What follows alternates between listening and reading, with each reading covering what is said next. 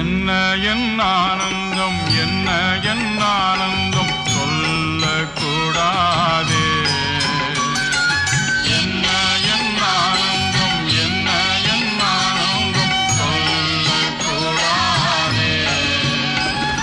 மன்னன் கிறிஸ்து என் பாவத்தை எல்லாம் மன்னித்து விட்டாரே. வெள்ளங்கி பொன்மூடி வாத்தியம் மேல் வீட்டில் ஜெய கொடியுடனே மண்ணுலகில் வந்து விண்ணுலகில் சென்ற மன்னனை ஸ்தோத்தரிப்போம். மண்ணுலகில் வந்து விண்ணுலகில் சென்ற மன்னனை ஸ்தோத்தரிப்போம். என்ன என் ஆனந்தம், என்ன